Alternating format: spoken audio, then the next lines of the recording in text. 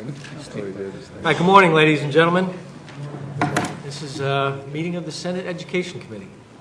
And we must be doing something right because our attendance is going up immeasurably week by week. And I was just waiting for Senator Laval, but in the interest of everybody's time, we should get started. I just want to make a few brief comments, and we're going to go right to questions. Commissioner King, thank you for being here. Commissioner will offer some comments at the end as opposed to the beginning. You have in front of you a sheet that is handed out by SED, which I think replicates what they've handed out at community forums across the state. So to my colleagues, thank you for being here. And I was thinking about this meeting and in the context of the issues that we're dealing with, and I don't think it can be overstated the importance of the work that we do, not only as individual members, but the work that gets done in the area of education, looking at what the governor advanced in his budget, Senator Farley paying attention perennially to libraries and issues like that.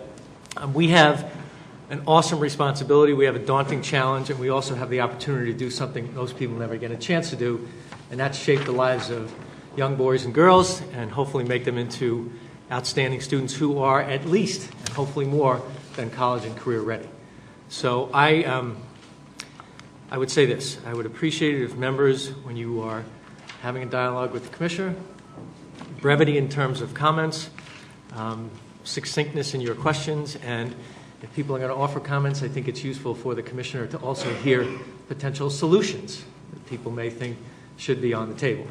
And, you know, we can talk about a whole litany of issues, and I think of issues that don't always get the same kind of attention, like 853 schools, special acts. Senator Martin's 4201 school is a very acute issue in his area, and we all need to pay attention to that. Preschool special education, there are so many factors that are involved in the work that we do, and a lot of it, of course, is part of the budget. Without overstating the obvious, I think many of the members are here because of concern about Common Core, the implementation, the rollout, and all the issues attendant with that. So, Commissioner, I was thinking of an analogy this morning, and everywhere you go in the state, Betty Little was just talking about Tupper Lake being 25 degrees below zero. It's cold. It's cold. The polar vortex is visiting New York with a vengeance. And yet at the same time, what we're going to be talking about today is hot. The issues that we're talking about, including Common Core, this is something that resonates with people. Every place I go, and I'm no different than the people that I serve with, every place I go, this is what people are talking about. So, Commissioner, I hope that you can allay some of the concerns. There continues to be a level of frustration that I don't recall seeing, not only amongst my colleagues, but in the public as well. And we have just been joined by Senator Lanza. Senator Lanza, good morning.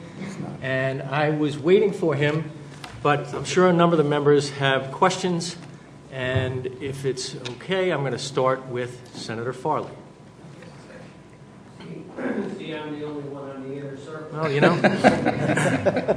Commissioner, let me say thank you for what you're doing, and I'm sure you wore your bulletproof vest today, because this is a very hot topic, and I know that you're trying to address it. That's something that all of us as senators hear about from our constituents, and I would just more or less like to hear what you're going to do to try to resolve all of this unrest that is out there among parents, teachers, and of course students. My granddaughter even complained about it.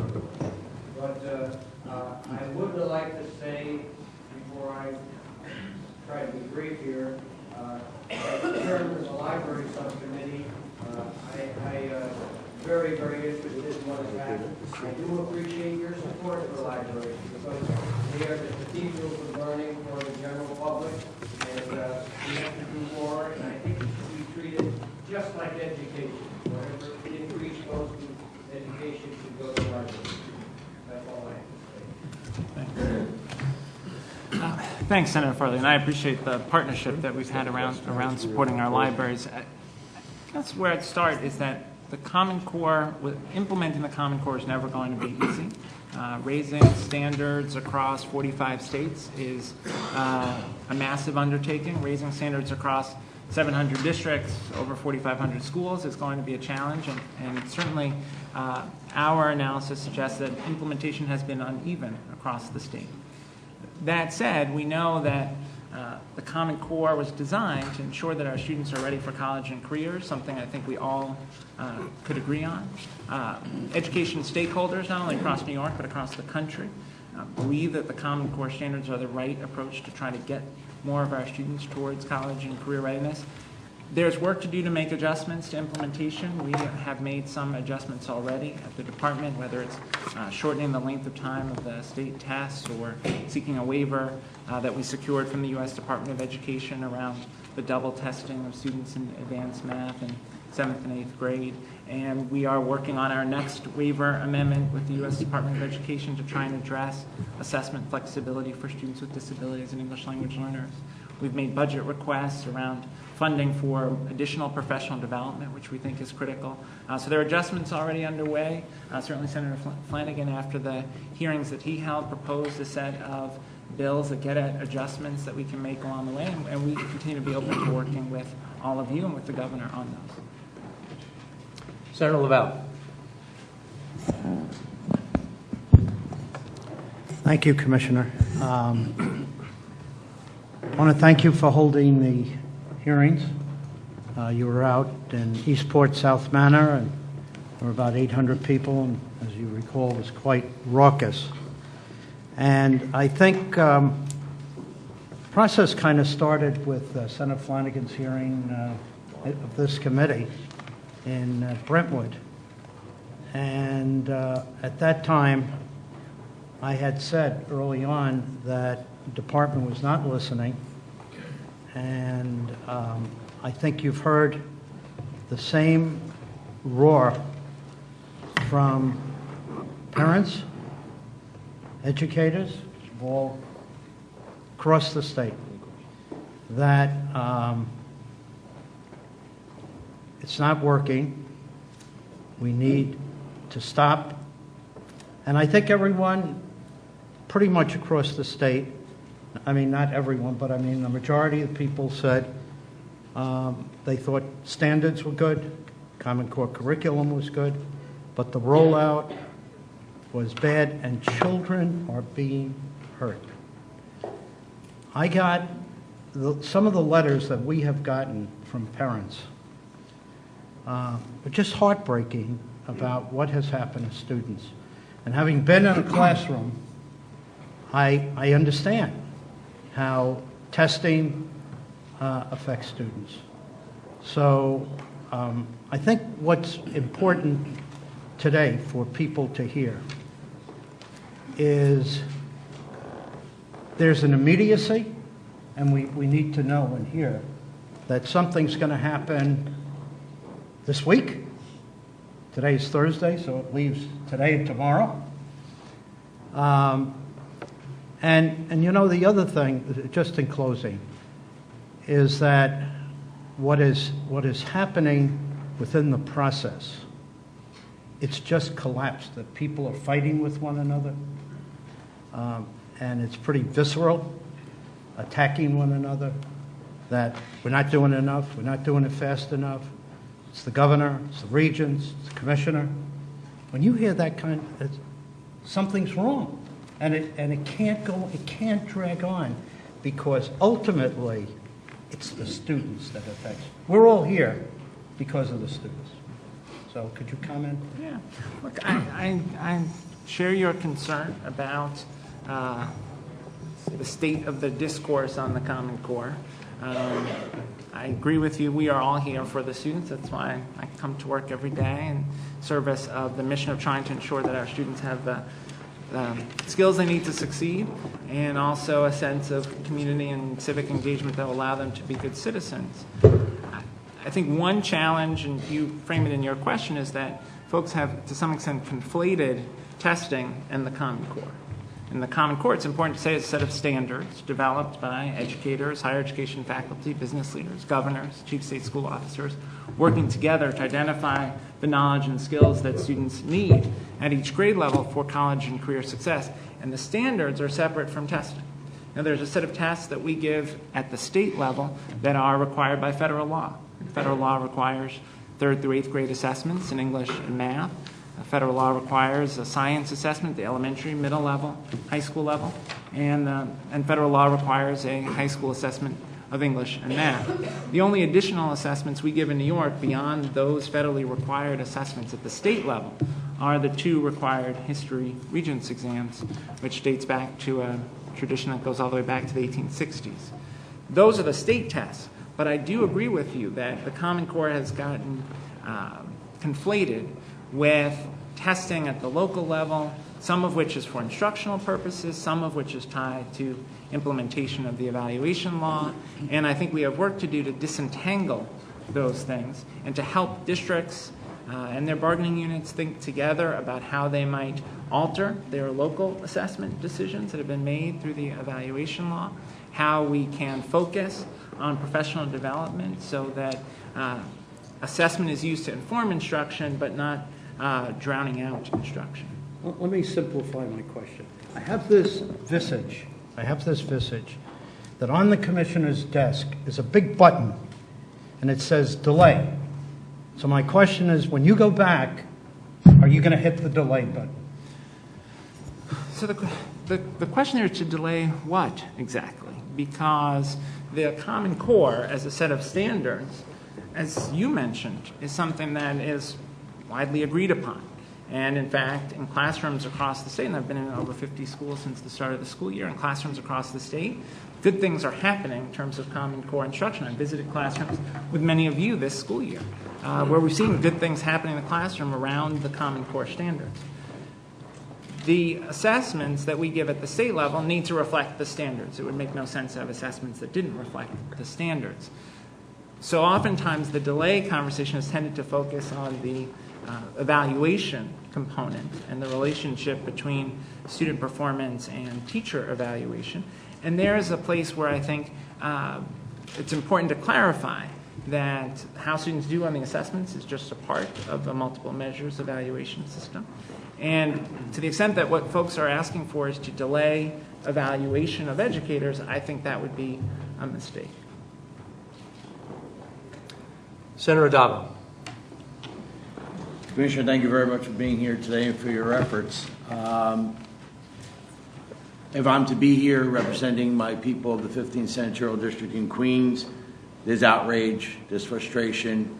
Me being their voice, knowing that you were going to be here today, I got a load of emails, so I am going to try and limit my question to what was the most prevalent concern amongst my constituents, and one of my own as well. It has something to do with Common Core. The In Bloom program, the collection of data. I understand the state is still going forward with participating in this program, and the data, as concerned, I'm a parent as well, 2 children in the public school system, but many of my parents are concerned the type of data being shared. Can you go into detail about the state's participation in the program, the kind of data being shared?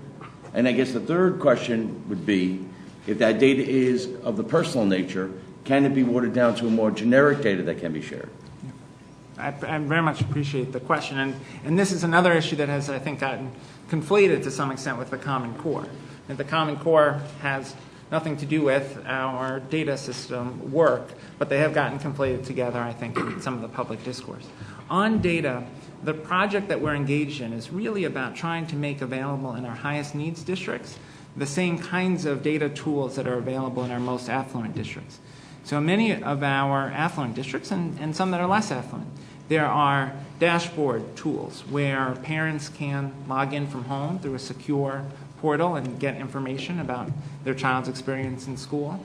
There are dashboards for teachers where they can get information about their students and share information about their students. Typically, those dashboards are provided through some third-party provider. They're not built within the district. They involve a third party. In some cases, that's through the Regional Information Center working with another third-party provider, but the third-party providers are engaged in the delivery of those tools. The project that we committed to in Race to the Top was to try to make those kinds of data portals available in all districts. And what In Bloom is really a vehicle to do that. InBloom is a nonprofit. Their mission is to try to lower the cost for districts of these kinds of data tools that would be helpful to parents and teachers. There are these security concerns, some of it based on misunderstandings about how the data system will work. The data won't be shared with anyone. The data is kept, is stored for the purpose of use by the district, by educators in the district and by parents. So unless there is a contract between the district and a provider, no providers will have access to the data. The data won't be sold. The data won't be used for commercial purposes. The data is there as a resource for the districts, for teachers, and for parents. But we clearly have work to do to make sure that people understand how the project will work and understand the data protections. Encryption of the data when it's transferred to storage, encryption of the data in storage, so if there was ever a breach, the information would be unusable. I know Senator Flanagan has put forward proposals around how we might strengthen data security. InBloom is one of many, many third-party providers used across the state. Most districts are using multiple third-party providers for data tools, and so I do think it's important for us to have a broader conversation about data security, data privacy consequences for data breaches, and certainly open to continuing to work with the legislature on that this session. So just to be clear, you're saying that all the information, whether it be InBloom or others, all data in this database is staying within the district, not being distributed, not being used for other purposes as far as data being used to evaluate Common Core or anything like that. It is solely within the district, school district? So it's for use by the district. Where it's stored varies, and that's true of third-party providers today. Sometimes the data is stored in a server that is at the district, sometimes at a regional information center, sometimes at a location outside of the state, but not being distributed. Or being used to evaluate any other, again, Common Core evaluation standards or anything like that? Well, aggregate data, data that's not linked to an individual student's name, aggregate data we have always reported and have reported for a long time. But not a student's name, gender, address, nothing like that? Right. That is stored only for the purpose of use by the district, teachers in the district, parents of the parent of that child. So that's the critical thing. Whether it's InBloom or any other third-party provider, there are strict federal rules on this as well to ensure that the data can only be used for a specific educational purpose, can only be accessed by people who have an educational need for that information or by the parent. Thank you, Commissioner. Before I go to Senator Marcelino, I should have made this point before. I do want to reiterate my appreciation to the Commissioner. The timeliness of this meeting, I think, is terrific. The fact that the department made themselves available this early in the session shows that January can actually be a very productive month here in Albany. So Senator Marcelino and then Senator Little, and I'm going to work through the list as quickly as possible. Thank you, Senator Flanagan. Good morning, Commissioner. Good morning. You talk about delaying. I think there is no doubt in anybody's mind that the rollout of the Common Core is flawed, to say the least. There are problems all over the state. There are problems in districts all over the state, well-performing districts, not well-performing districts, difficulties everywhere. So when we talk about a delay, and what Senator Laval is getting at, we mean a delay. Give them time to get their acts together. Many districts simply have not gotten everything they need to their teachers. Many teachers have not been prepared to implement the Common Core standards or the Common Core curricula that is required in order to do this thing. And they're nervous, they're concerned, and they're passing that on to the children, to the parents.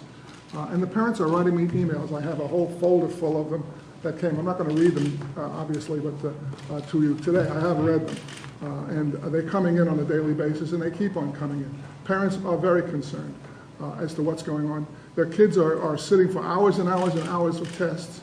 And one parent writes me that his third grader is going to sit for 9 hours over a 6-day period of tests for the Common Core. His bar exam was 12 hours. I mean, this is heavy testing for young people. Another concern that I have, in addition to the delay on this thing, I think this should be put back. Some have suggested 3 years, some have suggested a year. I'm not sure about a timeline on that, but I do believe you need to give the professionals a chance to catch up so that they're fully trained and fully ready to implement the standards and implement the teaching techniques that are required. As a classroom teacher myself for 20 years, It takes time.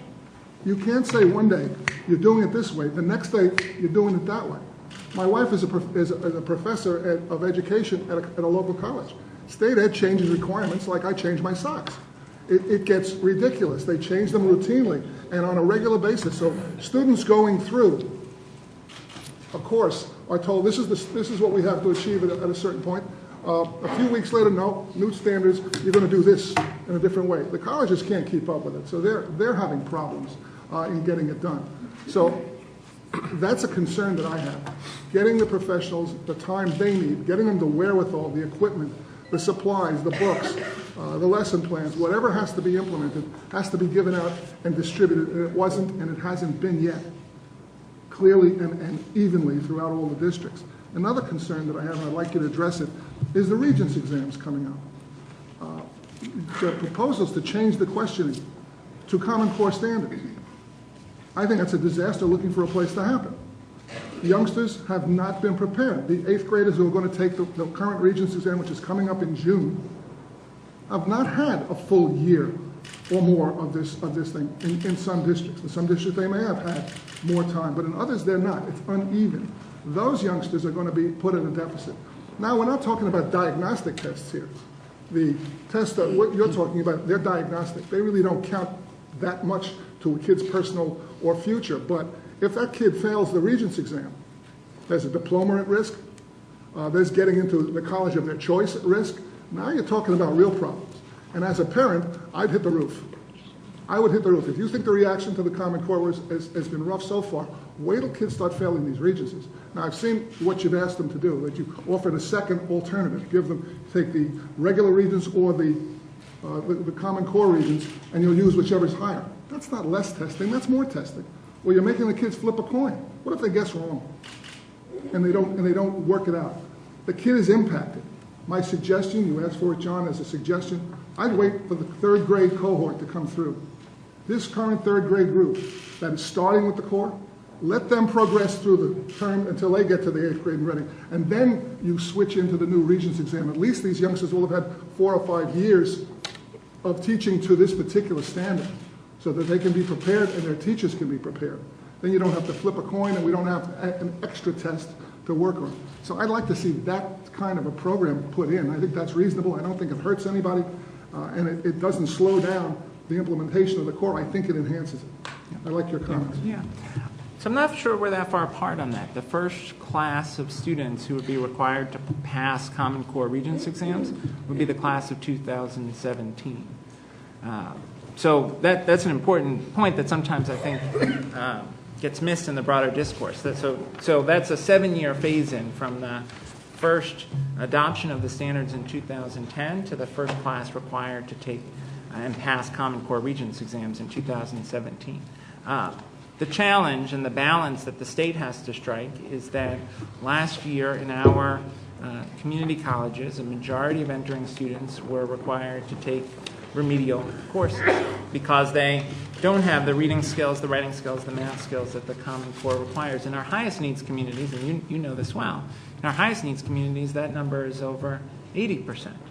CUNY schools and community colleges that serve high needs communities, that number is over 80% of students required to take remedial courses. So I agree with you. This is a process that takes time. That's why we have a 7-year phase-in.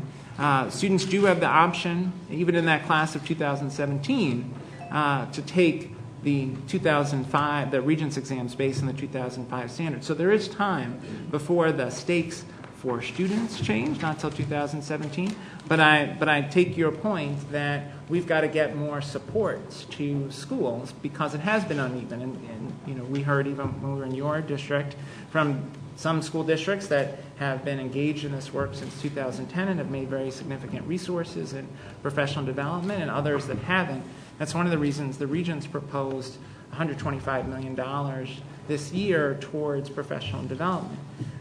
We hope that's something that can come out of the budget discussions, a commitment to invest in professional development, not just this year, but over the next couple of years. With all due respect, $125 million for professional development this year means it'll start next year. That's not going to help the kids who are in program now and the teachers who are in program. They need some time. Not that they really do need some time to get it done correctly, to get it down so that they're doing the right job. They want to do their job. I go to district after district after district. The superintendents to a person tell me, we're not fighting this thing. We're willing to do it. We want to do it, but we want to do it right. The teachers say the same thing. We're not ashamed or we're not afraid of being evaluated. They're professionals. They're welcome. They want to do it right. They don't want to be evaluated on something they haven't been prepared for, or they haven't had time to work out, or they haven't been given the materials. And that's been the common complaint in many, many districts that I've talked to and many, many people that I've met since we've had this conversation, since you came very nicely with Chancellor Tisch, came to my district and met with some of the parents and met with the staffs. This is important. So if there's a delay, that's where we're going to go. Thank you, Senator Marcellino. Let me just quickly go through the list in no particular order. People raising their hands. I have Senator Little, Stavisky, Maziarz, Roback, Seward, Ranzenhofer, Martins, and Lanza. So, You can add me. More to go. Senator Kachuk. Senator Latimer. Senator Latimer has requested the bat cleanup. So, I think ninth in the order. okay. Senator Little. Thank you, and thank you, Commissioner, for being here today, and also for being in my district. I know you visited many of the 48 schools I represent, so I do appreciate that. Building on what Senator Marcellino said, I think the real difficulty here, not so much with the Common Core, but testing on the Common Core way much sooner than it should have been tested on. I read an article that was in the Washington Post by Diane Ravitch, who said that in New York State last spring, we all knew that only 30% of the students across the state passed the test, but only 3% of English language learners passed. Only 5% of students with disabilities passed, and fewer than 20% of African American and Hispanic students passed. And I think that's very telling that this test was given way too quickly. And on top of that, you don't get the results back. You don't get any analysis. You get an analysis of the test. But most of the time, it's the year following when they took the test. It was in the fall, and they're into a different classroom and a different teacher. And I believe that you need to get the test back. You get the Regents test back, and the teacher then knows a little bit more about how they should be teaching, who needed more help, what was missing in the presentations of the lessons. I was a teacher, and that's very, very important. And I was talking to this Alan November, who is an educator in Boston, about not getting the test back. And he said then it's nothing but a data tool, if that's all you're doing. It needs to be a learning tool. And in that way, if you return the test, it becomes a learning tool. And I know that at one point I asked you that, and you said it would cost more money with Pearson to get the test and all. Well, I think it's money well spent, because otherwise, we're going to give these tests again this spring. Are they going to be 32% that'll pass, or 40%? And how about these other students? All we did was tell them that they weren't doing well. I mean, it had to upset them, upset their families, and upset the teachers. And I also think it's going to be difficult to find teachers who are willing to teach these children who are not going to do well in the test, they haven't done well in the test, and then that teacher is going to be judged upon the results. I really would like to see you look at the cost of returning the test so that they have some idea. And the other thing is, you talk about all the tests will be done online. Then in my district, try to use your cell phone in a lot of places. That's something that absolutely has to be delayed, or a choice has to be given to areas where there's plenty of cell phones and broadband and all of that, and the children have plenty of experience doing tests online. But to throw some of my schools into doing that is just about impossible. So I'd like to see that happen. Thank you. Thanks. So I think there's some real opportunities to work together on some of the things you described. So last year, the first administration of 3rd through 8th grade Common Core assessments, we released 25% of the items, and you and I have talked before about the desire to release more of the items. The challenge in New York is that we are, as far as I know, the only state that prints our own tests. Because we print our own tests, we can only print 4 forms of the test. Other states print 20, 25 forms. They're able to embed their field test questions in those 20, 25 forms. And they're able to build a much larger item bank, and they're able to release more items. So we have a budget request for $8.4 million, which would allow us to modernize the printing of assessments in New York, which would allow us to do two things. One is reduce testing time, because we would eliminate standalone field tests of multiple choice items. And two, it would allow us to release significantly more items. Because I do share your concern that we want to make sure that teachers and school districts have a good sense of what's on the test, not so that they can teach to the test, but so that they can better analyze the standards and student performance. So we can work together on that. On the technology administration of tests, in the long run, I do think it's clear, not just in New York, but nationally, tests will be administered online. But you're right, we have some real capacity challenges to get there. I was pleased to see the governor's proposal around the $2 billion bond initiative to support technology investments. I think that's important, not just for assessment, but really for instruction. And we have delayed our plans to work with PARC, a consortium of states, on online assessments. Many states are going to those online assessments this coming school year. We have delayed and said we won't even consider it until beyond that, because we are concerned about building capacity. Right, but when you talk about the 25% analysis, that's just an analysis of how this school, this grade did on these types of questions. The teacher does not actually see their own students and how they work. Yeah. No, so we did release 25% of the items, and teachers can get how their students did on those specific 25% of the items through the regional information centers. But that's not enough. We'd like to be able to release significantly more, and this budget request would help us to do that. So I'd love to work with you on that. Senator Stavisky. Thank you. It's interesting that quite a number of us are former classroom teachers. Senator Morcellino and I were high school teachers. And we're all concerned about the same issues. We're different politically, we're different geographically, but we all share the same concerns. We're different gender-wise. Just thought I'd bring that up. I'm glad you noticed.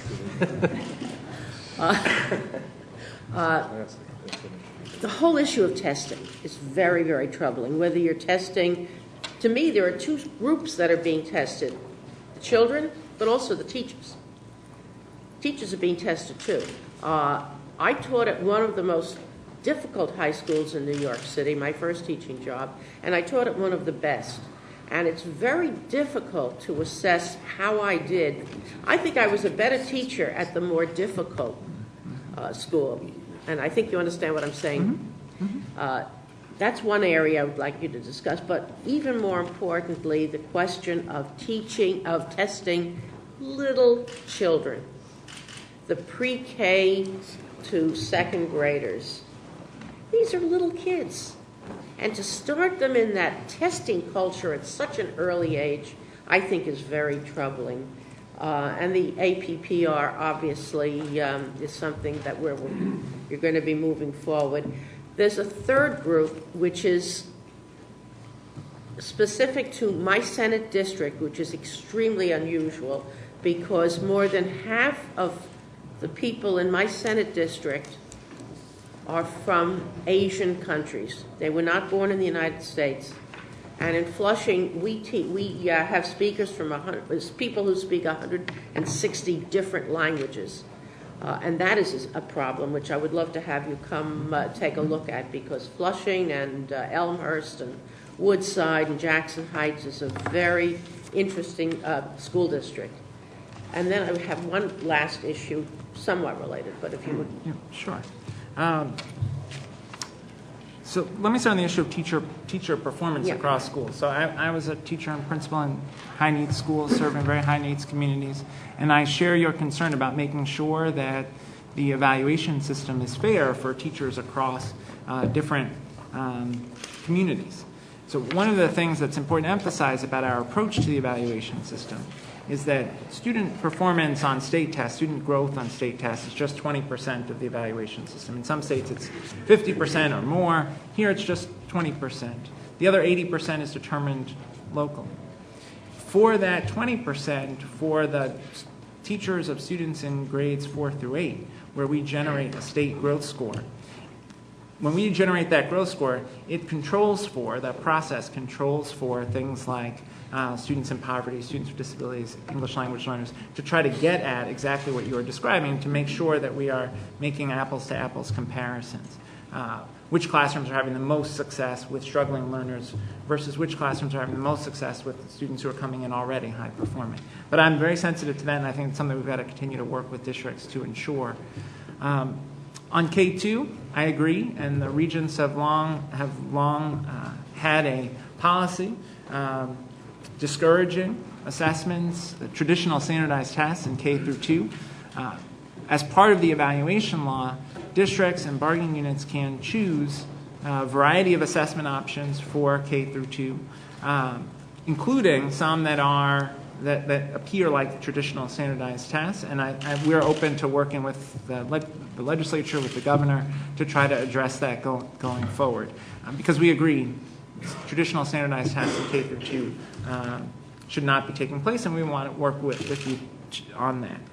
On the issue of English language learners, we are working on and taking public comment now on a potential waiver request to the U.S. Department of Education that would allow us for English language learners who are recently arrived, rather than having them take assessments in English, to either have them take assessments in their native language, to the extent that we can develop those in partnership with other states, or take assessments or use their performance on our assessment of English language proficiency in place of having them take the English language arts assessment. So would love your feedback on that, feedback from your district on that, and may ask for your help in working to get the U.S. Department of Education to approve that. And the comments you made, I wrote it down, it said we're talking about readiness for college and careers and skills and the skills and needs to succeed. Every year at the budget hearing, I ask the Chancellor of SUNY and the Chancellor of CUNY about any improvements in terms of remediation, because something like 65% of the students at the community colleges need remediation. And I happen to be the ranking member on higher education, and Senator LaValle is the chair. And I don't think the colleges should have to pay to do something that should have been done in K through 12. Absolutely, and that ultimately that's the goal of this work. Right? The measure of this work on the Common Core, one of the critical measures will be, can we reduce the number of students who arrive at our college campuses requiring remediation? To me, it's outrageous that we are putting that kind of money into remediation at the college level. It's in English. I wouldn't even say in math. It's in arithmetic. Mm-hmm. That's right. That's exactly right. Thank you, Senator Stavisky. Senator Mazios. Thank you very much, Mr. Chairman. I appreciate the opportunity, Commissioner. Thank you. Commissioner, in your opening remarks, you talked about educational experts, both nationally and in the state, that support the Common Core, that think it's the right way to go for our state and other states in the country. I have to tell you, Commissioner, what myself and I think my colleagues are hearing and what you're hearing today is, we're hearing from educational experts too, people who are, for the most part, almost natural adversaries when it comes to some issues in the field of education. I'm talking about school superintendents, principals, school administrators, parents, PTA groups, classroom teachers, most importantly. But they all seem to be united in their opinion of the Common Core. Chairman Flanagan, Chairperson Nolan, and the other House have talked about the flaws in this program as it's been rolled out here in the state of New York. The Teacher of the Year, who I'm sure you're probably going to be giving some award to this, sometime, happens to teach in my district. She's the Teacher of the Year, classroom teacher. She testified at a hearing that we held in Western New York about the flawed rollout of this system. So to me, those are experts that we are hearing from. Now, Commissioner, to be very frank with you, the people who seem to be supporting this are yourself and the members of the Board of Regents. The governor has talked about a flawed rollout. We're talking about a moratorium. Senator Flanagan has legislation. The governor in his budget message talked about having a moratorium at least from kindergarten to second grade. So I'd like you to comment on those issues and at least talk about the differences between the experts that you are hearing from that we are not hearing from and the experts that we are hearing from, the classroom teachers. Again, I think I try and distinguish between the standards and disagreements about implementation. So the Education Conference Board, which is made up of superintendents, school boards, teachers union, administrators association, school business officials, PTA, put out a position paper a short while ago talking about their strong support for the standards and their hope for successful implementation of the standards over time, and making recommendations for adjustments to the implementation, many of which we are working on at the department and that we are committed to, all of which we're working on at the department in some form in which we're committed to. Adjustments around investments in professional development and in the resources that districts need to successfully implement the Common Core, adjustments around assessment, so forth. So I would say I think there's continued, across the country and the state, continued support from educators for the standards, even as there are disagreements about implementation. And we have to acknowledge that many of the disagreements about implementation are tied to disagreements about the teacher and principal evaluation law. All of that said, on K through 2, we don't give state standardized tests in K through 2, traditional standardized tests in K through 2. And our position is that we shouldn't have those. And so we agree with the effort to try to address K through 2 traditional standardized testing and to make sure that any assessment that's done in K through 2 is more about observing students, talking with them about a book, talking with them about numbers in ways where the assessment is appropriate to that age level. Senator Rovak. Much of what I wanted to ask has been addressed, but if you're for it, the governor's for it, I think most of my colleagues are for it, why aren't we changing that K through 2 testing? Let's just do that one. And then some of the things I wanted have already been answered. Let me ask you one that hasn't been brought up yet. At high-end, good achieving districts, if the goal is to bring everyone up to the standard, why don't we let those people opt out? And I hear that from principals, school districts, from parents who like their school district, like their education, said we're meeting standards, our kids are getting to good colleges. Why do we want to change a winning formula and mandate that? Quite frankly, couldn't we use the resources better for those who aren't achieving and let them opt out? I'm wondering what your thoughts are on that, Commissioner. Yeah, so I think the key thing is that in those high-performing districts, ostensibly they would have to make fewer adjustments to meet the higher expectations of the Common Core. Now, federal law requires common assessments at the state level, again, in 3rd through 8th grade ELA and math, high school ELA and math, and then science at the elementary, middle, and high school level. So that's a federal requirement, and all states are doing that. I think it's important to have that common set of metrics. But in terms of deciding what to teach on any given day, what books to use, what math problems to do, those decisions, I think rightly should be local decisions, remain local decisions. We've developed resources to support districts, but to the extent that what you're saying is districts want to keep doing what they're doing because their students are getting strong reading skills, writing skills, math skills, great. Their students should be well prepared, and we saw that even in the first year of results. There are some districts that have very strong instructional programs in place already, and they did better than other districts, and they should continue to do the good work that they're doing. And I guess I just right, which I think is visited. Yeah. They feel now they have to change to teach the test. And that has parents, students, it's unified everybody in the spectrum kind of against that. I'll just bring that up. I hope that will get some consideration. And let me just ask one other quick one that hasn't been brought up yet. So I think we all want a standard, whether it's student performance or teacher performance. And one of the ones on the other side of my district I don't think there's enough to compare apples to apples in evaluation of teachers. If you have 30 kids in your class or 24, somebody else has 15, you have 8 special ed kids, you get a very little offset for that. The points I'm saying, to me there has to be something if this is going to work and work right to address that issue better as well. I hope as we move forward. Yeah, just 2 quick things. One is that Brighton is a good example of a district where I think they have had a tradition of strong performance, and I think their superintendent would say there are places where they're asking students to write more because of the emphasis on writing in the Common Core. We're asking students to do more real-world problem-solving applications of math, but that their instructional program is is very similar today to what it was before, and that I think the superintendent would describe it as improvements that they're making, that they would want to make anyway to the instructional program.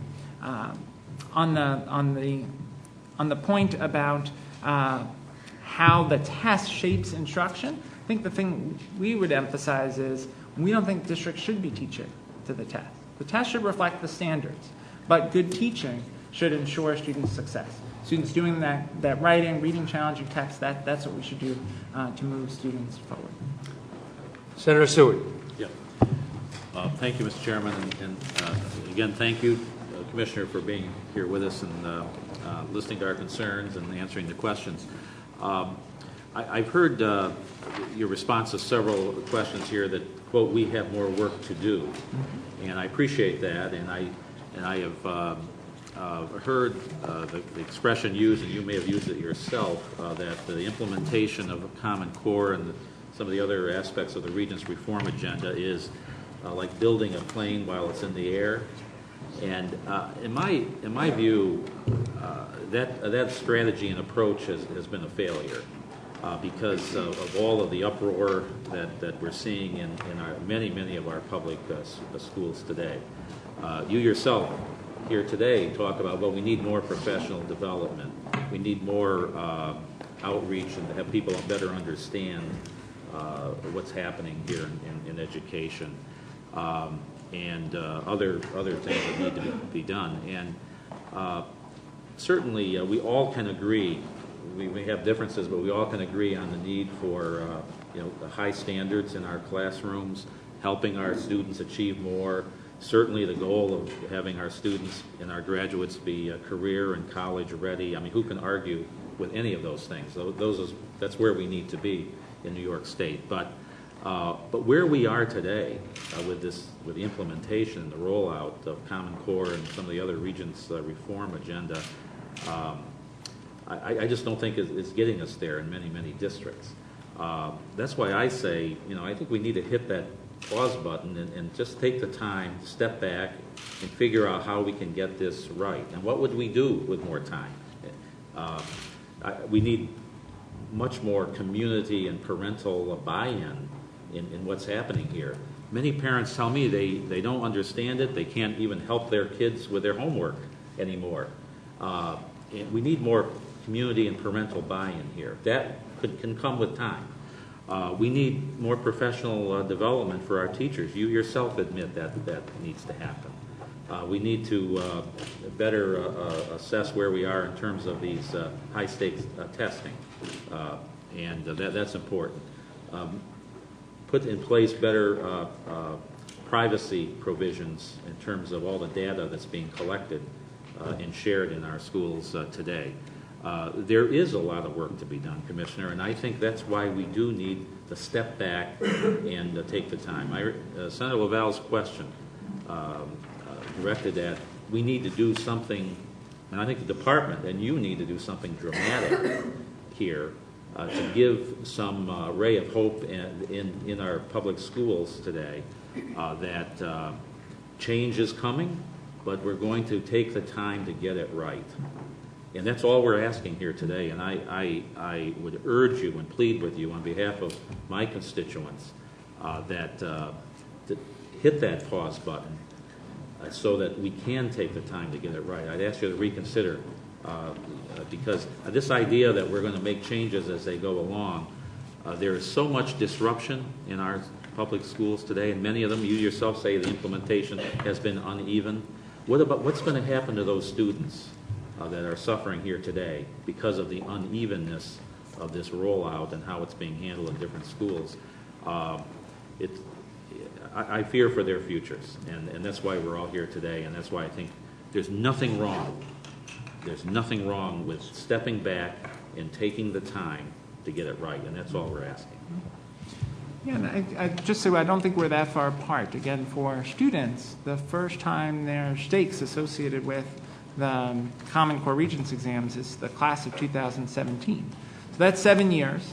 I think it will take at least the 7 years, if not more, to have this work take hold in a way that gets at Senator Stavisky's point about the level of remediation that our students face when they leave our high schools. So this is not a one-year exercise or a two-year exercise. So to the extent that you are describing the need for time for instructional change to take hold, I agree completely.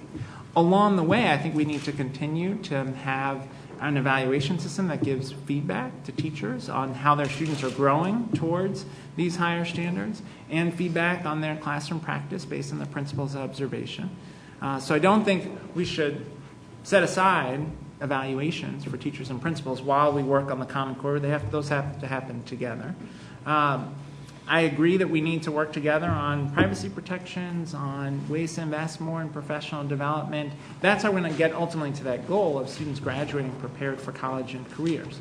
So I'm not sure that we're really that far apart, but I get that in the moment of change, it feels most challenging for people who are engaged in the work day to day. I'd say students in schools across the state are doing more writing, more math problem solving as a result of the work on the Common Core, but it is uneven, and we've got to work together to try and support our educators and parents. One thing, if I could go back to the state's Race to the Top application work in 2009, early 2010, I do think your point about parent engagement and helping parents understand what the Common Core is, what it isn't, helping parents understand the changing expectations of higher education and the 21st century economy that require more problem-solving skills in math in particular. That would have been a good investment, and I think that's part of what we see using an additional $125 million for professional development to do to support parent education and engagement as well. Thank you, Senator Seward. Senator Martins. John, before Senator Martin goes, I think people have seen, while watching this live, people have seen people get up and leave. It's not a matter of disrespect or anything for the commissioner, but we have a session that starts in about 5 minutes, and some of us got to go and check in, as I will be doing now. If I can come back, I will do that, just to let you know. So. Thank you. Senator Martins. Thank you. Thank you, Mr. Chairman. Commissioner, thank you. Thank you for being here. A couple of observations and a couple of suggestions. First, I do believe that we are farther apart than you may actually think, given some of the comments that I've heard here this morning. You keep referencing 7 years. 7 years was from 2010 when the legislature voted and adopted or chose to adopt Common Core. We're now in 2014. Our teachers, our parents, and our children are beginning to address the issues that took the State Education Department 4 years to get to this point. We're counting 3 years, if implementation is 17. And so let's agree at least on the math before we go forward. And I would ask that we perhaps take a step in that direction. Second, when we talk about surveying two-year schools and community colleges and using that and extrapolating the data from those surveys and applying that to school districts that are graduating 96% of their kids, with 95% of them going to four-year schools, with 90% or thereabouts graduating from those schools in 4 or 5 years, and we talk about college preparedness, and we talk about college and career readiness, I think we have to take that into consideration as well, and not necessarily paint everybody with the same brush. When we talked about delay, specifically, we have a state education department that did not get modules out on time. We have teachers that were not given the opportunity to prepare and properly train for implementation of Common Core. We have school districts that were not given the opportunity to properly prepare a curriculum so that those teachers can then implement that curriculum, and that takes time. So when we talk about delay, it's in that context, not necessarily to stop, but to give the system as it exists the opportunity to properly prepare, not only on a state level, but on a school district level and on a classroom level, so that everyone engages at the same time. And right now that hasn't happened. I think we could all agree that that hasn't happened.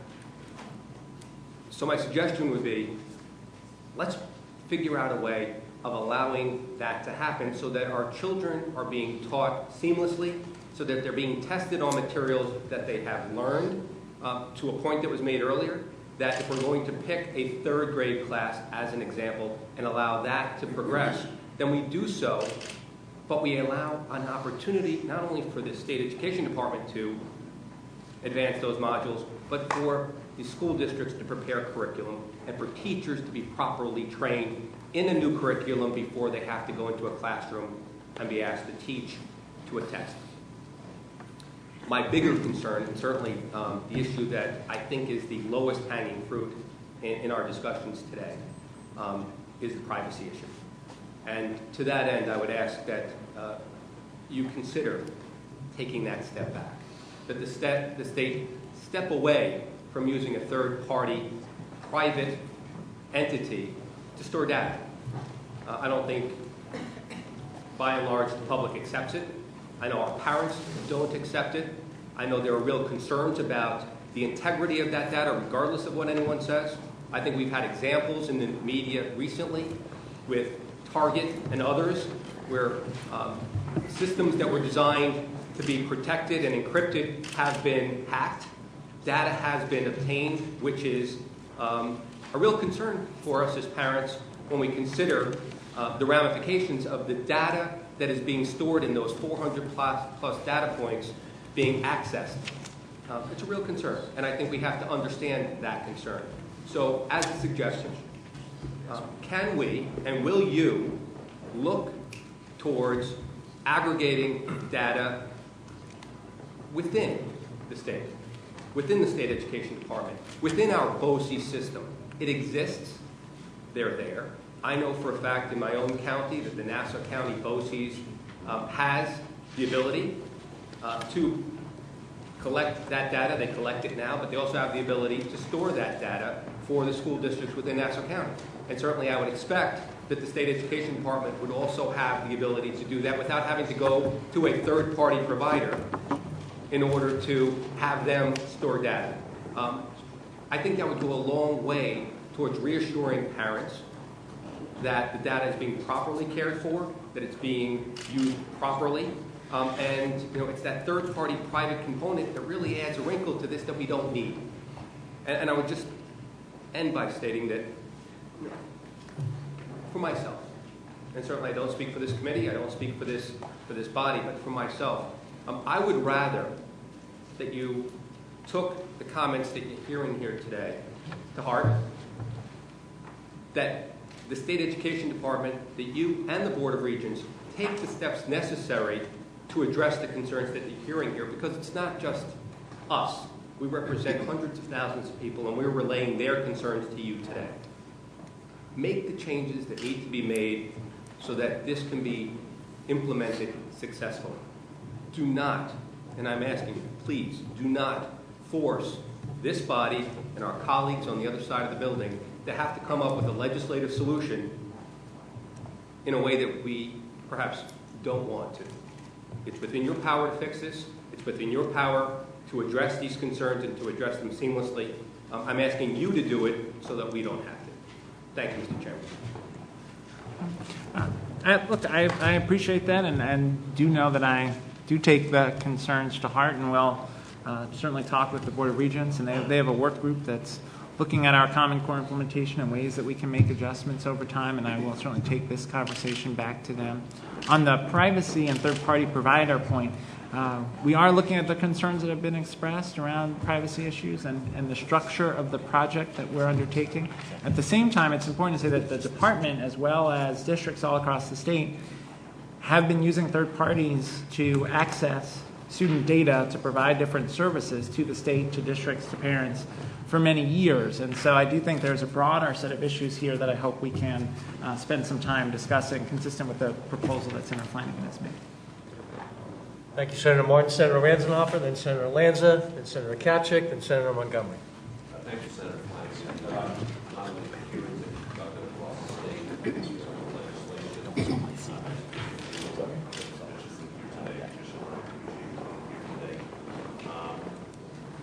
I think it's really interesting in all of the controversial issues that I've dealt with as a senator And there have been a lot of them. Probably nothing has been more visceral and more problematic than the implementation, and I'll focus on the implementation of Common Core. No one is going to argue that we shouldn't have a more rigorous and a more in-depth program that states the obvious. We want smarter, better students. But the answer is, how do we get there? And the one good thing that I've heard, and unfortunately I'm emphasizing one because, again, there are many who are on the negative side, is that principals are getting into the classroom a little more than they had been, and they're observing their teachers, and the teachers are starting to talk for themselves about curriculum development. But it's just been overshadowed by the implementation. I think Senator Stewart's comments, the one that I've heard most frequently, is, we're flying a plane as we're building it, and that's not a good thing to do. It's the one common thread that I've heard among all the various groups, which are normally at odds with each other. They're all basically on the same page. There have been a number of suggestions on how to fix the problem. Senator Flanagan has a number of pieces of legislation which I've supported. We've heard about delaying or moratorium from 1, 2, or 3 years. To others who have said it's just so bad that we want to just scrap it. And that's a continuum of solutions on how to deal with what really should be a smooth and seamless transition, and which hasn't been. Let me just give you a couple of examples and a couple of suggestions in terms of what really needs to be done. The comment that I hear is that state ed is continually changing their own EPPR guideline documents. It's a 135-page document asking school districts to figure it out, and when they go online and try to see what the changes are, you can't even see what the changes are. You got to kind of hunt back and try to find what changes you've asked the school districts to adopt. They just can't find it. Another concern in one of my very successful school districts, the Williamsville Central School District, just last semester they had 185 different assessments for different courses and different grades, 70,000 bubble sheets that had to be processed. And the cost to them for implementation is over $1 million, and the number is still growing. And they received $74,000 to implement this. So they're short just under $1 million at a time when they're being asked to do a lot more to educate the students. So I'd like to know what your suggestion is for that. The other suggestion that I hear, or the other problem that I hear, is you have teachers and administrators, and they're gearing up. They're getting the EPR training, curriculum writing, assessment writing, and there's a tremendous amount of loss of really meaningful instruction time because what the school districts are doing is they're hiring substitutes. So at the same time, while they're being asked to have more rigorous and more meaningful instruction, the regular teachers are being pulled out of the classroom, and you're having substitutes, and not to dismiss substitutes, but it's just not the same as someone who's in the classroom every day who knows exactly where they are in the lesson plans and trying to instruct their students on how to do better. So what I want to know is, with respect to those specific issues, what state ed is going to do about that. And also on the data sharing, why has not state ed, in a very public way, said to the public, this is the information that we are requesting, this is why we want it, this is what's happening. Because just from the questions that I'm hearing here, no one really knows exactly what is the information that's being gathered. The fact that we're asking these questions now, these are reflective of what we're hearing in our district. People don't know, what's being requested, where it's going, why it's being done. Why has not state ed really made a concerted effort to educate the public on that issue, especially when it's such a heightened issue, not only in education, but you hear of leaks and breaks and things not being secure all the time. It creates a tremendous amount of ease, and I think state ed could really be very proactive in this regard by being out front and being very forthright. This is what we are asking, this is where it's going, this is what we want. And I just haven't seen that, so I'd like an answer to that particular concern as well. Sure. Let me take them in reverse order. So on the data issue, I think that is a fair concern. I think we do need to do more at the state level and at the district level to ensure that parents understand what data is collected, why, how it's stored, what security protections are in place. The data that we collect are required by various federal and state laws and regulations. And we do have all that information posted, but I think there's more we can do to make sure that parents understand what data we have, for what purpose, and what security protections are in place. So that's very fair. On professional development time, I share the worry about substitutes. I think one of the challenges we have is that different districts have different arrangements with their bargaining units about how professional development time will be managed. So there are some districts that have separate days for professional development time in the summer, for example, or separate times after school. Other districts have different agreements with their bargaining units about how professional development time would be structured. If the legislature and the governor were to fund the region's proposal around $125 million for professional development, one of the things we would want to require is an agreement between districts and bargaining units around how the time would be created for those professional development activities in a way that protects instructional time. In terms of the first two issues you mentioned, it's important to distinguish those from the APPR issues from the Common Core. Right? And then one of our challenges, as I'm sure you experience all the time, is that they have been somewhat conflated together.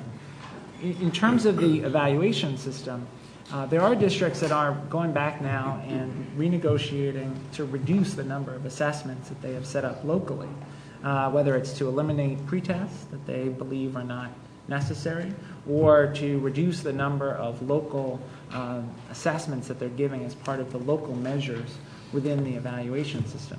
And we've been very supportive of districts doing that, working with districts, providing technical assistance as they make those adjustments, and actually are working on a grant program that would support districts as they review all of their assessment choices that they've made as part of the evaluation system. There's a sense that in order to have a successful APPR program, that these assessments need to be in there. If that's the case, I think that state ed needs to tell the districts that you don't need to have all these assessments in there, because they're putting them in there because they don't think they can get their plan past you unless they have it. So you need to communicate that, I think, more effectively to the districts that you don't need to have that. We will do that absolutely, and happy to follow up with you on Williamsville in particular. I can tell you there are a number of districts, and we've got some models up on our website of districts that have gone back and reviewed their plans and decided there were places where they wanted to reduce assessment. Our view is that you should have the minimum amount of assessment necessary to inform good decision making at the classroom, school, and district level, and to the extent that you have unnecessary assessments, we should eliminate them. So, you can communicate that more effectively. Yeah, great. Thank you. I'll do that. Thank you, Senator Ranzanoff. Senator Lanza. Thank you, Chairman. Thank you, Commissioner, for being here. First, let me say that I have great confidence in your leadership based upon your great expertise and dedication which you've displayed since taking on this challenge, and we all really appreciate the work you're doing on behalf of students across the state. First, let me associate myself with concerns raised by Senator Addabbo and Martins and Ranzanoff concerning the privacy issues. What we've learned, given the national debate on privacy recently and other incidences concerning private information being exposed with privacy intrusions, we don't question the intentions of the state concerning use of this information so much, but the concern that we all have based upon what we see, given today's technological world that we live in, is that if you collect information, eventually someone is going to steal it. That's just the reality that we've got to live with. So we're concerned about that happening, and so we believe, many of us, or I'll speak for myself, because I believe that we do request information that goes above and beyond what federal requirements call for. So I'm one who believes that the less information we collect, the better. And so I have a question for you concerning the security of that information. I don't want the answer here, but I'd ask that you submit to this committee the security control system that's in place by the state with respecting protecting that information. And second, I'd like you to submit to this committee how much the state is paying this third-party provider for collecting that data, if you can give us that information. I have a question. I understand that Common Core standards were established to improve education in a national way. My question to you is, where was New York prior to the adoption of these standards? Were we above or below those standards? Let me start with the data question first. I'm happy to provide that information, and also should say that we have NISTEC, an organization that's a third-party reviewer of security procedures, not just for SED but other agencies, conducting a review of all of the security protocols around our portal project now. And that review will also inform our work going forward, and happy to share what we learned from that review. On the issue of the standards before the Common Core, New York had better standards than some states, weaker than others, and our performance on the National Assessment of Educational Progress, the NAEP assessment, which is usually used to compare performance across states, suggests that for really the last decade, our performance has essentially been flat. Whereas if you look at a state like Massachusetts, they raised their standards very dramatically in the mid-90s. It was not an easy process, it was a painful process, and it was a difficult process for the state.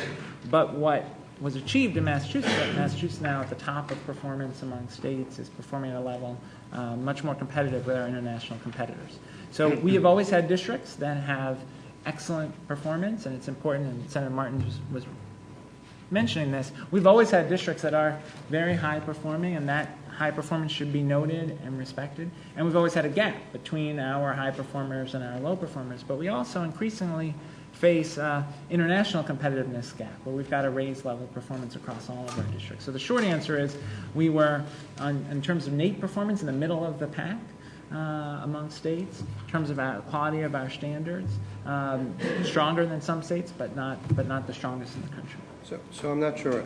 So to ask the question another way, has New York had to raise or lower its standards to meet the Common Core standard? Raise our standards. So we were below that standard? Below the Common Core standard, yes. So I understand that Common Core does not require more state tests, but it requires different testing. Mm-hmm. Were the tests that were administered in this state prior to Common Core, were they inadequate? Yes. So I think this is what breeds some of the cynicism that's out there, because I can tell you for years, parents, teachers, and we in the legislature were assured that the tests were precisely the tests that needed to be administered by the state. We were told for years that our standards were beyond reproach. And now you have teachers who are in the trenches every day doing the noble work that they do. They're being told that everything we did yesterday was wrong. That's the perception. I know it may not be the reality, but the perception, and I trust them more than I trust anyone else when it comes to education, our teachers. They tell us all the time that everything that they were doing is being overturned. And they've got to bring a whole new approach to teaching. My district is blessed with some of the most high-performing schools in the state. And so when I have teachers come to me who have been doing such a great job tell me that they're being told they have to change everything that they've been doing, I believe there's something wrong. And that we should be listening to the teachers. Senator Maziar said, reminded us, they're the experts. And I understand that we all, as a part of human nature, we resist change. We're not comfortable with it. But I disagree with you with respect to the fact that the only consternation has to do with implementation. When I talk to teachers in my district, we talk specifically about, and again, we always hear Common Core is not curriculum. Mm-hmm. But Common Core is driving curriculum changes. So in effect it is. I think it's unfair to say Common Core is not curriculum when curriculum has to change so drastically to meet Common Core. Those modules are curriculum. They are. There's no other way to describe them. Mm-hmm. So Yes, there's a little angst concerning implementation, but I've had specific conversations with teachers across my district who tell me they are not satisfied and don't believe in the new curriculum being driven by Common Core. And while you can find experts that are going to agree upon those standards publicly, you know, you've got to take into consideration the fear that people have in the political climate we all live in, whether you're a teacher or an elected official. And so I think people are concerned with not going along with the program, if you will. But if you talk to the people in the trenches, I could tell you the only thing that is widely agreed upon is that they don't like Common Core. And if our teachers and our parents are not satisfied with Common Core, then we've got to be concerned about whether or not it's the right thing for our state. And we've got to really take a hard look at what this means for our students going forward. So I just want to let you know that I place my vote in the delay box that has been placed on the table by so many of my colleagues. And I do have a question for you. Why do you think teachers and parents in such a dramatic way are rejecting or not comfortable with Common Core? Again, it's hard to separate out some of the issues there. One is, I think Common Core has been conflated with testing, with a whole variety of data privacy, a whole variety of other issues that aren't about the standards. When you focus on the standards themselves, there is still strong support, not just in New York, but nationally, for the underlying instructional approach of the standards. That students should be doing more writing, that students should be reading text in a way that allows them to draw evidence from that text in support of arguments, that students in math need to see math not merely as a set of rules to memorize, but rather as a set of tools to use to solve real-world problems. Those are things, I think, around which there's strong agreement. Now, the curricular materials, whether it's the ones that we've produced as an optional resource for districts or ones that districts have chosen, there can be lots of views on those curricular materials, and people may prefer one curriculum package to another, and those are decisions that should be made locally. I hope that people aren't taking away the message that everything that was before has to be changed. This effort is really about how do we get better at the things that are required for success in the 21st century. How do we make sure that students have those skills? And part of what's challenging about that is it's different today than 20 or 30 years ago.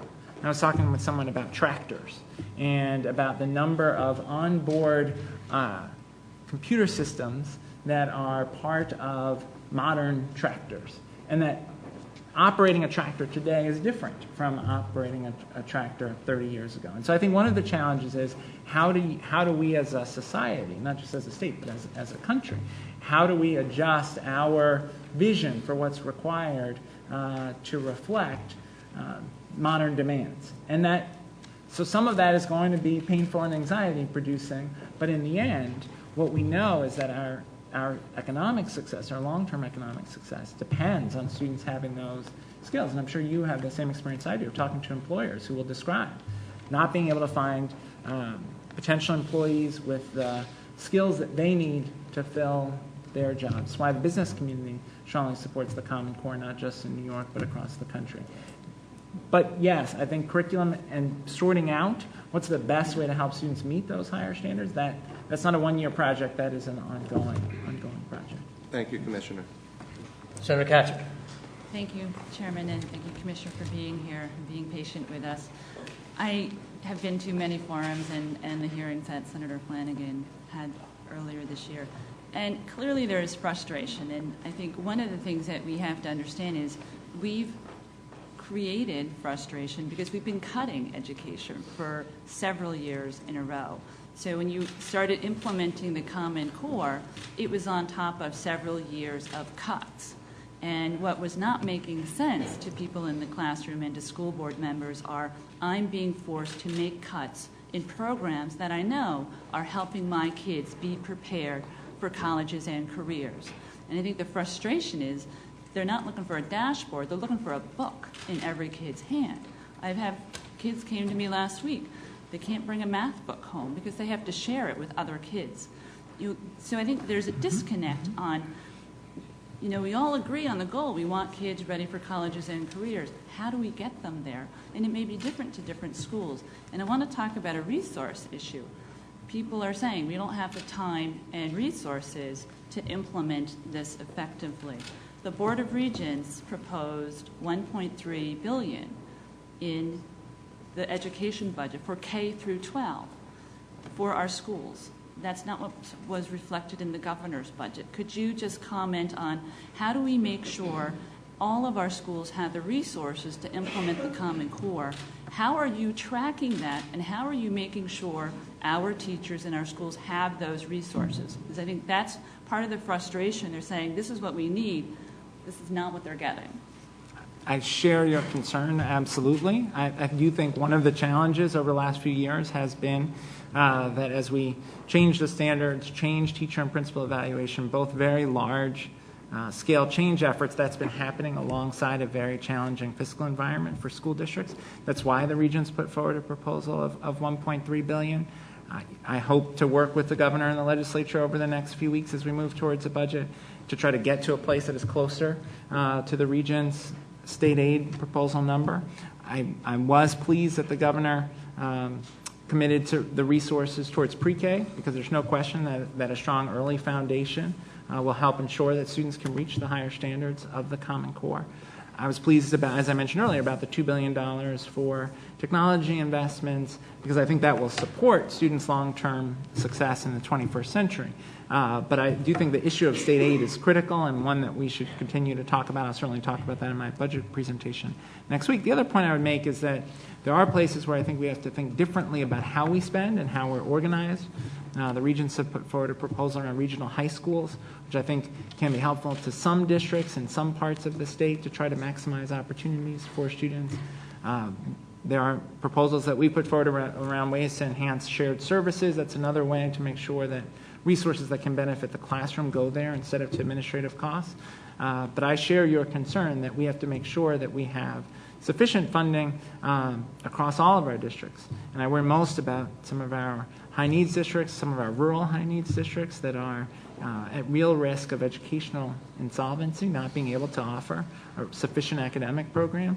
So I look forward to working with you on that. Are you tracking that at the agency? To some extent, we are in the process of starting a project, transcript project, that will allow us to track what course offerings are in place, because that's one of the places where we see the greatest difference between highly resourced schools and under-resourced schools. It's the course offerings at the high school level.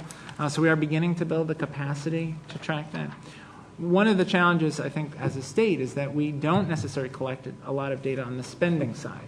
You know, we collect data on and often debate how much goes to each district. But one of the things we're working on is a project that would allow us to do more analysis of where the money goes, how it's spent, how that differs between districts. One last comment. You mentioned regional high schools. These are options that are not available to kids in the classroom today. Mm-hmm. And kids in the classroom today need to get a quality education. And until things change, until there's other options, you have to ensure that every school has the resources they need to provide every child a quality education. That's in our Constitution. And I think that's something we really need to focus on. Great. Thank you. Thank you, Senator Kaczyk. Senator Montgomery. Yes, thank you. Thank you, Mr. Chairman. And Chancellor, Commissioner, thank you very much for the amount of time you spent with us today. And I'm looking at an article that was written by you where you talk about backward engineered curriculum to ensure that students could reach college and career success by the time they graduate. And I think that is extremely important. And of course, as it regards the Common Core, I thank you. You came to my district and to listen to parents there. And I attended the meeting thinking that the parents were going to be up in arms because they didn't like what was happening around them. But much to my pleasant surprise, people were thanking you and the Regents for it because parent after parent came up and said that they got through high school, got their diploma, thinking that they were prepared, got to college, and were embarrassed and discouraged because they had to take remedial courses. And so they wanted this, they wanted a different experience for their own children. And so that was, I was inspired by that. I do want to say that the chancellor, the new chancellor of the Board of Ed, has been talking about emphasizing middle schools. And some years back, there was a specific look at where teachers in middle schools were. And we found out that many of them were not really prepared in mathematics. They were not prepared in science. So they taught from the textbook, but not from knowledge based on a degree in the areas that they were teaching. So my question to you is, how can you, as the educational leader in our state, begin to help us with the middle school, because it's at that point at least that we have to begin to prepare for college and career.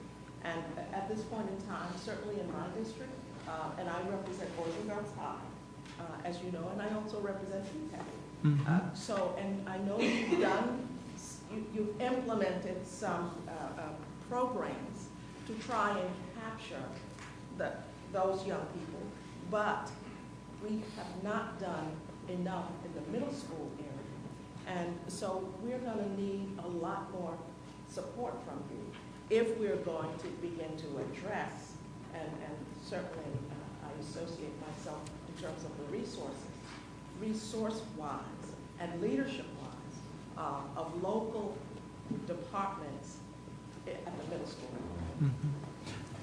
Thank you. I was a middle school principal, and I couldn't agree more about the importance of middle school to students' long-term success. And I do think middle school is often the place where we lose kids, especially in high-needs communities. It's the place where we lose some of our young men, and they lose interest and faith in school and middle school, and then by the time they get to high school, they're on track to drop out. So I think the new chancellor is exactly right to focus on middle school, and I was pleased. I've been pleased to hear both the mayor and the governor talk about after-school programs with a focus on supporting middle school students. I think that's exactly right. In terms of teacher preparation, one of the things that we're working on is raising the standards for teacher preparation, particularly around content knowledge. Because I think you're exactly right, especially math and science are areas where if you don't have math and science content knowledge, you're going to struggle to convey math and science content knowledge to students and to create rich learning experiences for students. So we're working with our institutions of higher education on that. We've raised the top funds towards professional development for higher education faculty on how to meet higher expectations around content knowledge. But that won't be a short enterprise. That's a long-term investment. But I've heard Chancellor Zimpher and certainly Interim Chancellor Bill Kelly at CUNY talk about their commitment to strengthening teacher preparation to ensure that the teachers are ready for the challenges of the classroom, and certainly want to continue to work with them on that. Thank you. Thanks. Thank you, Senator Montgomery. Before I go to Senator Latimer, Senator Martin says a brief question. Yes. Commissioner, we've heard a lot about pre-K and universal pre-K statewide in New York City. But given the fact that we have so many of our school districts on the verge of institutional insolvency, specifically and generally, so many are struggling to meet basic needs. And we do have only finite resources. I'd like to hear your opinion with regard to how can the state best employ those limited resources. Is it to impose a requirement for universal pre-K statewide and provide the resources for that, understanding that many of our schools don't have all-day kindergarten, let alone pre-K, and that there are other needs that our school districts are telling us that they need, and that those resources may be better suited for other things, especially now. I'd like to hear your opinion on that. Sure. Look, I think that's something that as we move through the budget process, you, and we're certainly happy to help, need to figure out what's the right balance to strike. The regents in their state aid proposal recommended an additional $125 million for pre-K, focused on pre-K for our highest need, full-day pre-K for our highest need students, which we think should be the highest priority investment. We know, for example, that high-need students arrive at school having heard 30 million fewer words than their more affluent peers, and so investments in high-quality early childhood can be the difference in helping us close the achievement gap. So I think that's a critical investment. But the trade-off you're describing is a fair one, and you know, the regents don't comment on the revenue side of the budget. But I think there should be a good debate about how we ensure that we meet both obligations, both try to figure out how we ensure that school districts have the resources they need to serve their students well, and ensure that we have a good foundation. We know that the research is very strong on the impact of pre-K on students' long-term academic success. We know also, and the governor spoke about this in his budget message, that it's going to take some time for districts and communities to build the capacity. And so one important issue to discuss in this budget process is what's the investment over time? And I think the investment will look very different potentially in 14-15 than it might 3 or 4 years later as districts build capacity, whether it's the facilities or the staff or community-based providers to meet the pre-K obligations. So many of our school districts are looking for a lifeline. They're looking for help to meet just basic standards, basic needs, not only in high needs districts, but many of our rural districts. And you know this better than I. Should that be our priority? I think it's not an either or. We've got to figure out a way to make significant investments in both, because one of the things we see in our school districts is in some ways paying for the cost of students not having pre-K. And we know that the research on pre-K suggests that students are better prepared when they arrive at school. They therefore are more likely to be reading by 3rd grade, which we know is a predictor of students' long-term success. You can even map long-term life outcomes like incarceration and employment to students' academic performance in the early grades, whether or not they're on track to be successful. So I think smart investments in pre-K are the right investment long-term. That has to be balanced against the needs of districts. I don't envy the challenge that you and your colleagues and the governor will have of trying to balance these competing demands. But our view is we need to make sizable investments in both. That's why we have $125 million for pre-K in our state aid proposal, as well as significant investment in state aid. Senator Latimer. One quick follow-up. You mentioned you mentioned pre-K for high-need students. In other words, you're taking the word universal out of the equation. No, we're committed to universal pre-K, but then it's no longer limited. Right. But our state aid proposal suggests focusing first on trying to make sure that there are the resources necessary for full-day pre-K in our highest needs communities, as we work towards the goal of universality. Senator Latimer. Thank you. Excuse me? No, number 9 hitter in the order, or 12, whatever number it is.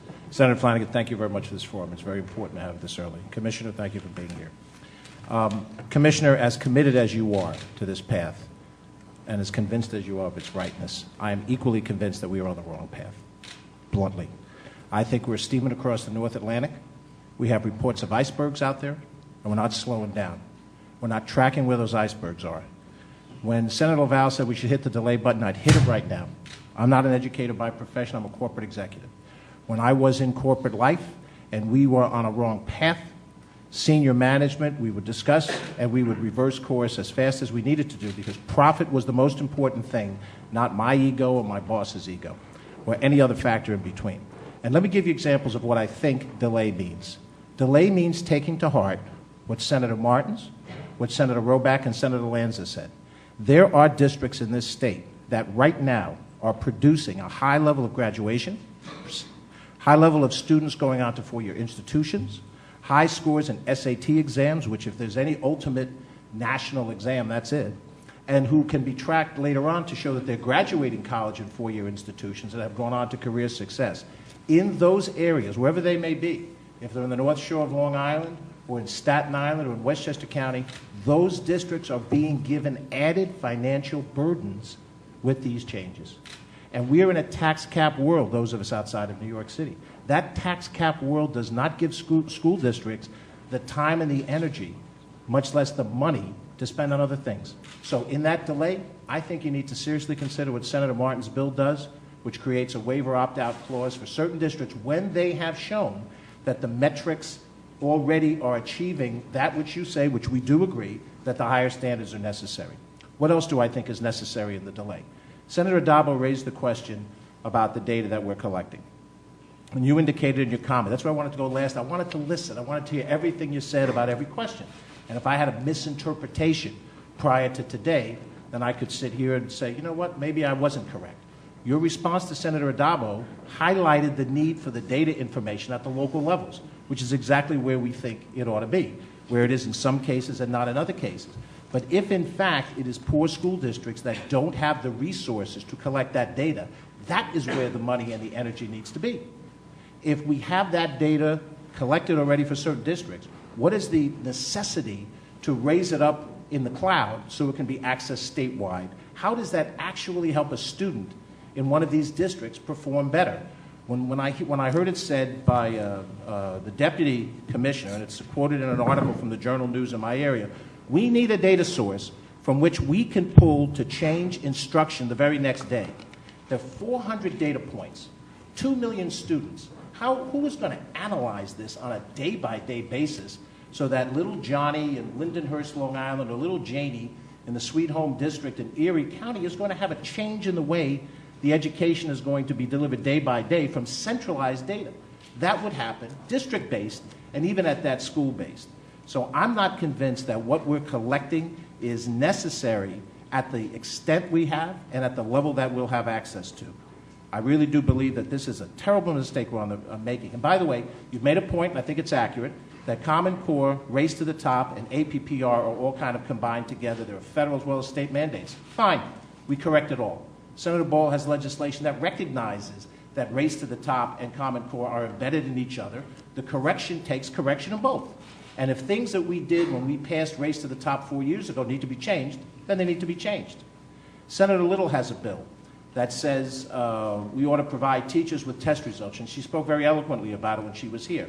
In that delay that we're pressing the button, I think we need to look seriously about whether it's a money issue with Pearson or whether it's an issue of how best do our children figure out how to learn and build off of the mistakes they may have made on a test. And the only way you do that is with the teachers having the test and being able to help teach off of that change. And if it's a matter of cost because there's so many questions that a private company will prepare for us, then we need to discuss how were we preparing tests for hundreds of years, and now all of a sudden we have an external third-party expensive test process, and somehow those questions are infinitely better than the questions we have.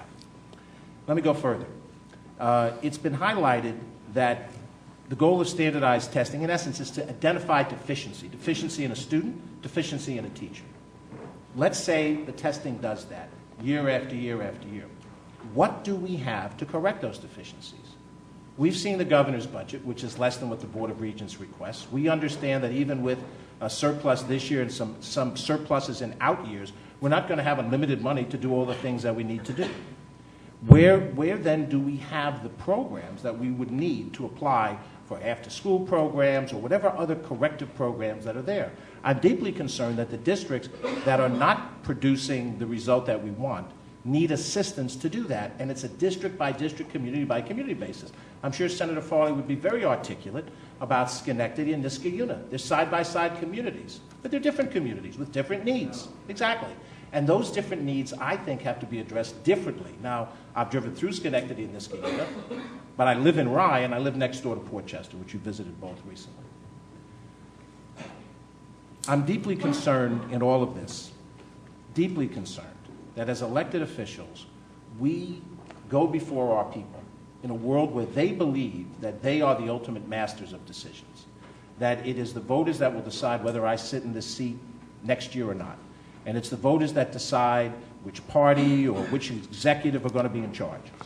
We're dealing with an independent agency of the government with a Board of Regents that's selected by the legislature, but the people's voice is being raised almost unanimously. This is one of a handful of issues that I have seen no Democrat-Republican disagreement on.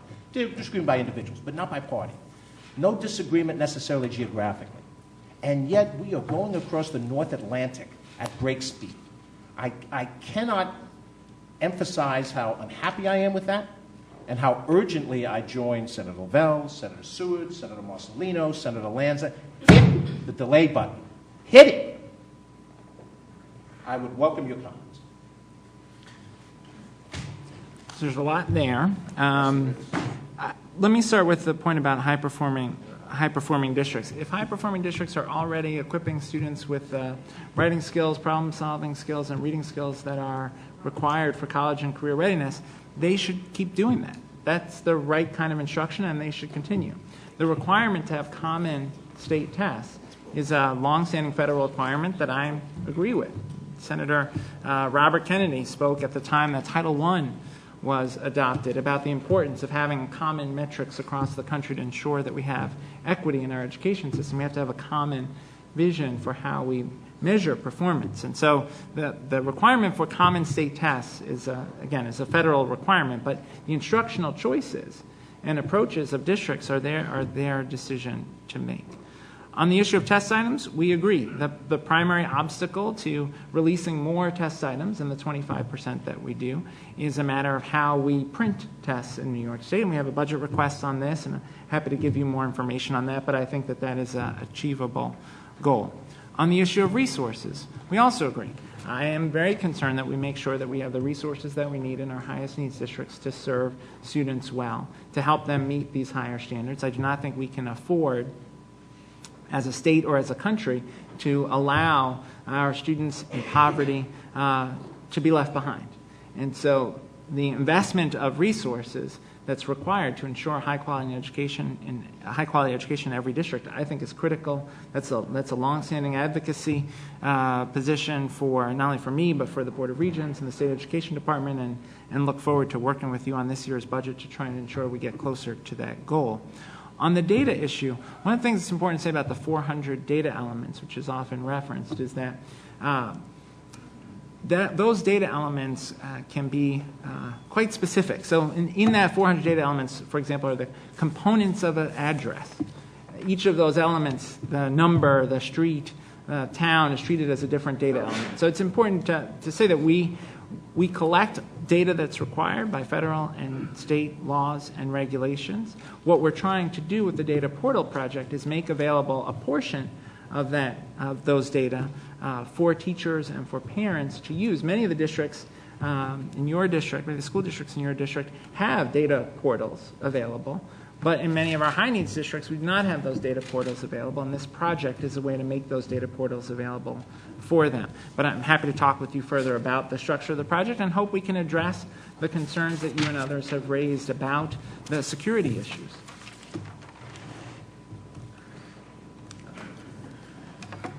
Not so fast. I have Chairman's prerogative. I get to make a couple of comments and offer some thoughts. First of all, I appreciate my colleagues' attendance and patience.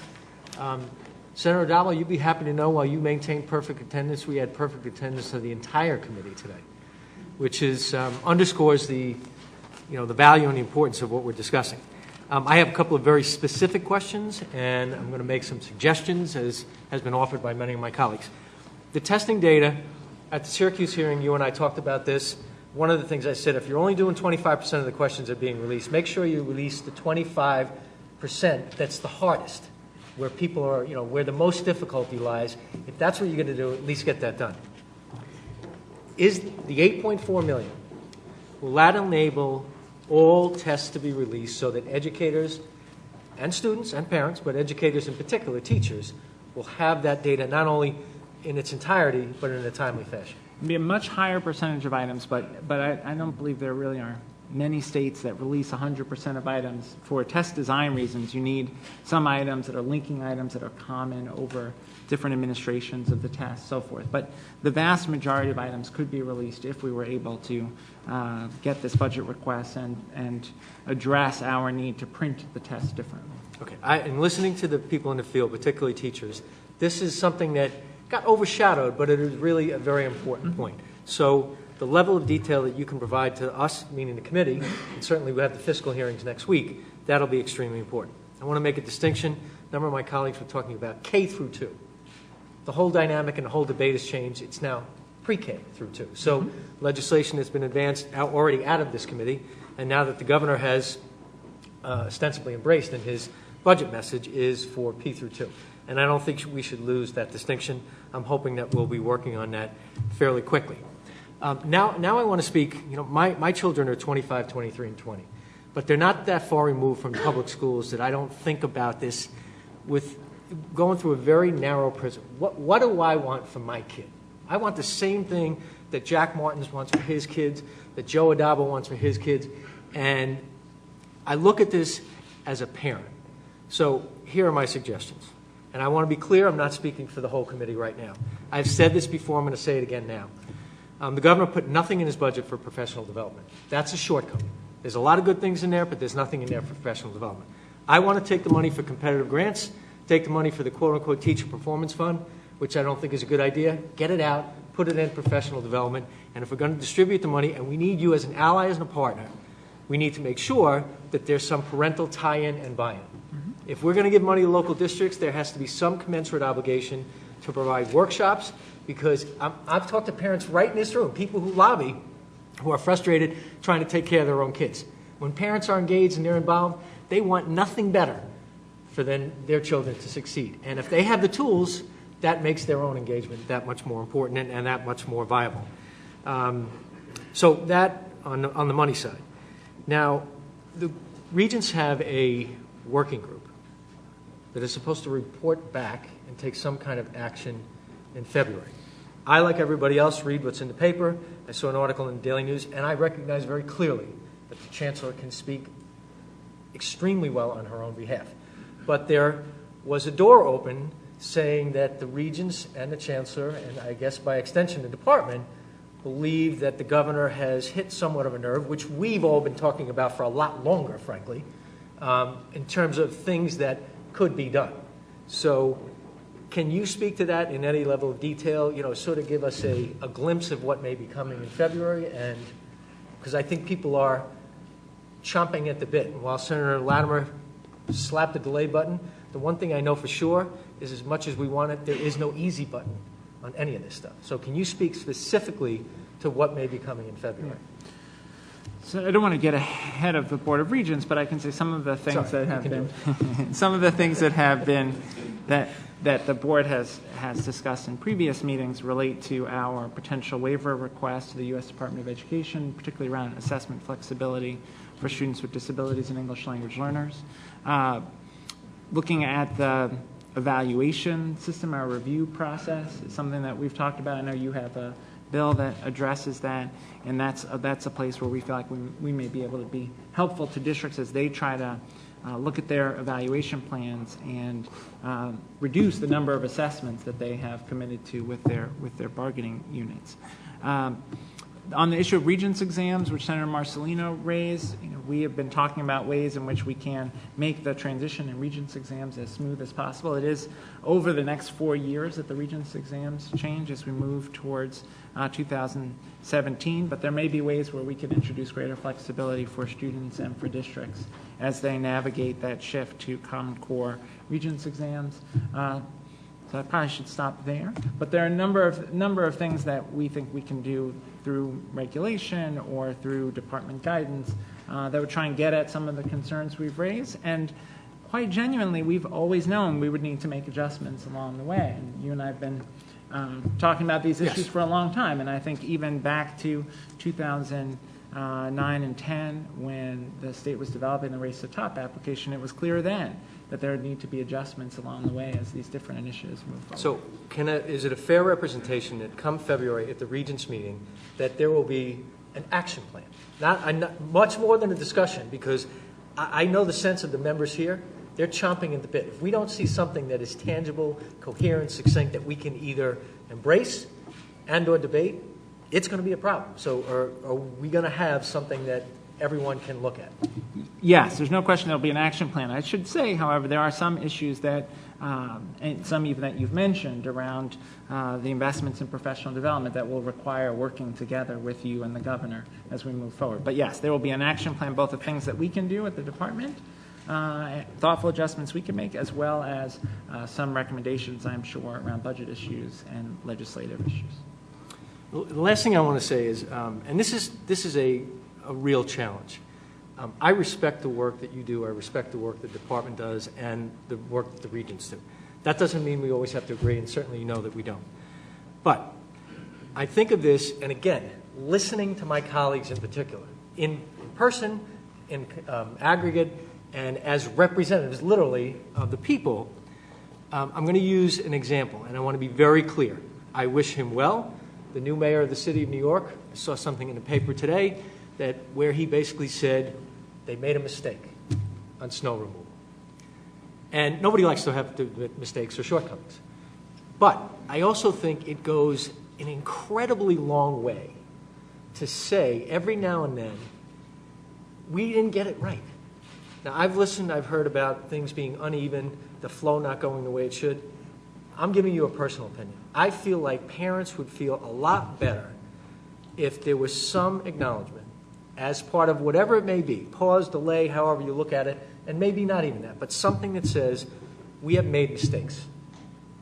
And that, I don't feel like that has come along. And again, nobody likes to have to say those kinds of things, but we've missed deadlines. We've had amendments to the Race to the Top application by default, by design, certain things for curriculum modules, they never met the deadlines, and yet we're still going ahead. No one's tried to take the money away. And the federal government, you and I both know, they're going to work very closely with the state of New York, because as New York State goes, by and large, so is the country going to go. So to me, there's got to be something that says, probably in advance of the February meeting, that says, you know what, I know it hasn't gone as smoothly as it should.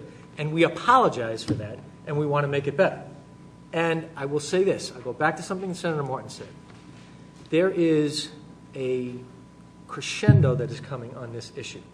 And if there is not appropriate action taken, that's going to put all of us in a very awkward spot. And trust me, I don't like saying that, I don't want to say that, and there's a very fine line about who plays what role, and it's perilous when the legislature gets involved in educational policy.